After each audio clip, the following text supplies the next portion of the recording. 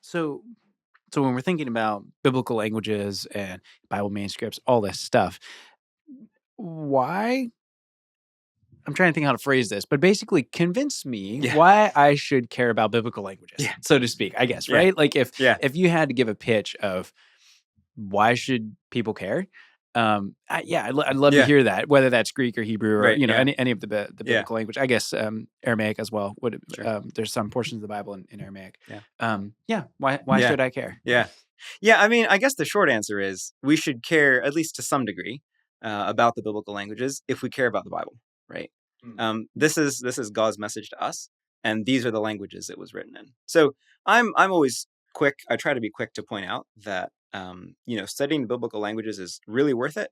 There's a lot to be gained, but it's not something that everyone has to do, right? So I don't at all think, and I wouldn't want people to get the idea that in order to be a good Christian, or even in order to be a good, I don't know, pastor or Bible teacher, that you have to like put in all of the effort to actually kind of learn the language, to get in all the vocabulary and all the grammar and kind of go the whole distance.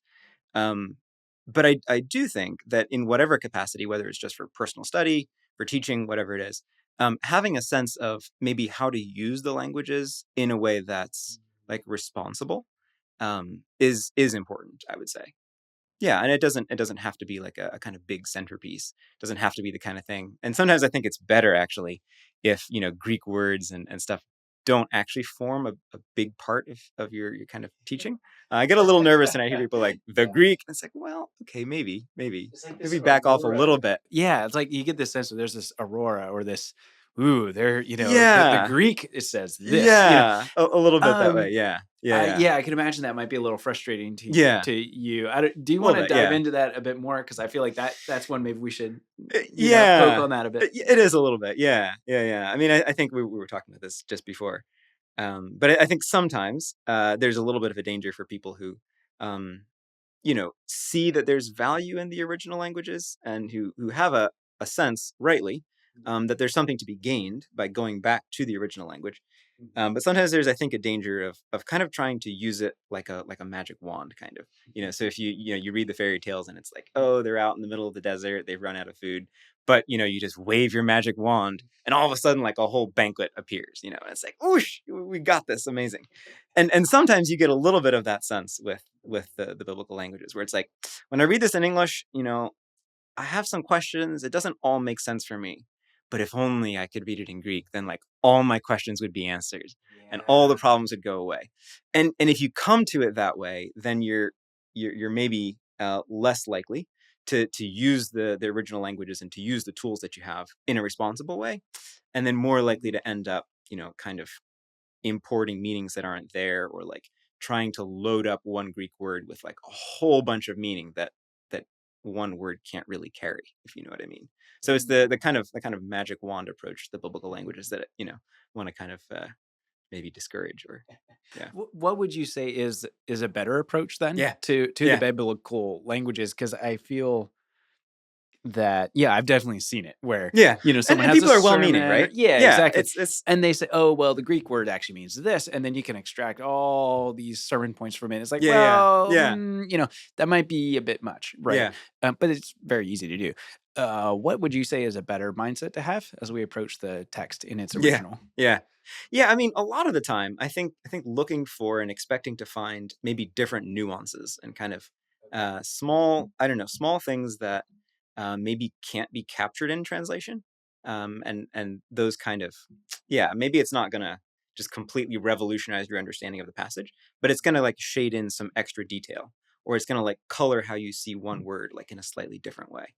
Um, and there are some words, and this is where you can't expect to find this with every Greek word, but there are some words where you know the range of meaning that one Greek word has just doesn't line up very well with any one English word. And so the translators, they've got to pick an English word because you can't put in a whole dictionary entry, right? So you pick one word. But sometimes being able to look that word up and kind of see the full range of meaning actually gives you a better sense of what the verse is trying to communicate. That's not always the case. Sometimes like, people will say like, oh, like I'm reading this verse and like there's this word impossible, but like what does impossible really mean in Greek? It's like, well, I hate to say it, but it just means impossible. But there are those, and maybe I'll give you kind of an example on the other side. So in John 1, maybe verse 5, um, John says that the light shines in the darkness, and the darkness has not. And I forget now what some of the English translations. Yeah, we probably should forget what the English translations say. The light shines in the darkness, and the darkness has not overcome it. That's ESV. Yeah, that's Oh, ESV. interesting. Okay. Okay. Yeah. Do you want it in a different? Yeah, I don't know. Maybe. So this would be the King James for John. John chapter 1 verse 5, and the light shineth in the darkness, and the darkness comprehended it not. Yeah. So this word, the range of meaning is kind of broad, and so it has often the idea of like to seize or to like attain. Sometimes it's to kind of to grasp. Sometimes even like intellectually, like to get it. And so sometimes, and I think this is especially a thing that the Gospel of John, that John himself was kind of fond of. He'd maybe use a word that had a broad range of meaning, kind of intentionally.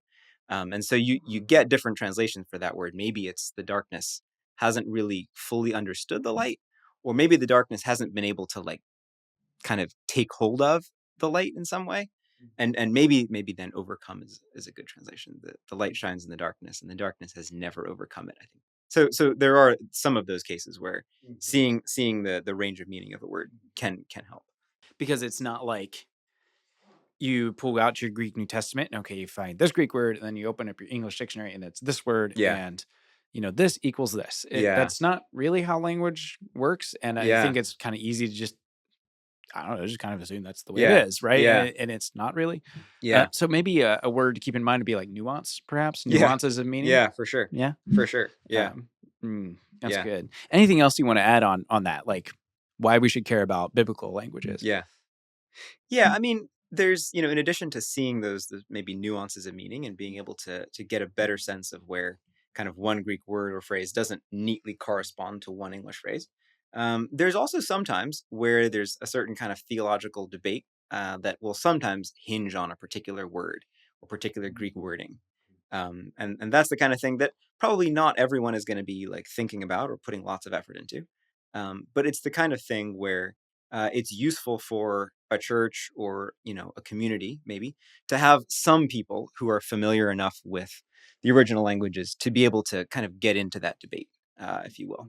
So there's this kind of big scholarly debate about faith in Christ or the faithfulness of Christ. Galatians and Romans, this is pistis Christou. Yeah, it's maybe perhaps not so well known just among kind of your sort of average everyday Christian.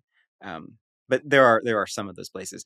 Maybe another example would also be you hear the kind of knock on your door, and it's the friendly Jehovah's Witnesses, and they'll try to tell you, hey, in John 1 where it says the word was with God and the word was God, actually that Greek word God, it doesn't have the definite article before it, and so it should be translated the word was a God. Yes. You've maybe heard this. Yes. I don't know. I've totally heard this. Yeah. Go ahead and just dive into that case. Let's use that as a case study. So what's going on there? Yeah. Like, do they have any grounds? Like, where does this come from that they say that? Yeah. I mean, the short answer is no. But it's well, there goes that. But if you're a Jehovah's Witness and you're watching this, too bad, I guess. Or like that's just if you're watching this, I mean, sorry, but this is I don't know, a chance to maybe rethink an important passage. So there's a bit of truth to it, right? So the definite article doesn't appear in that verse. So if it did, the sentence wouldn't really make sense, but you would translate it, the word was the God or something, but that wouldn't make sense. But we have this kind of idea of like, oh, definite, and so if the word the appears, then it's definite, and then indefinite. And so if the article doesn't appear, then we want to say it's indefinite. But it turns out a bit too simplistic. So somewhere in between definite and indefinite, there's this idea of being qualitative. And so maybe a good example comes from actually 1 John. So the same author, but where he says that God is love. God is love. And so I don't know how would we think about the word love? It's not definite. It's not God is the love.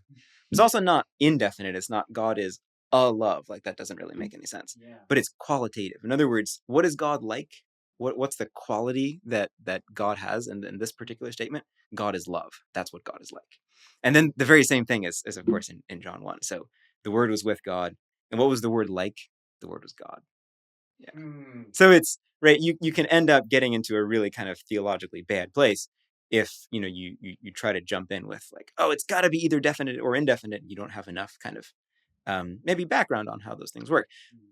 Maybe also the broader point is not every Christian needs to know the full grammatical kind of argument for what's going on in that verse, but it is useful if there are a few people around, if there's someone in your church that you can go to and say, hey, the JW said this, can you help me understand this? And that's the kind of situation where having some sort of access to biblical language resources can actually be really helpful.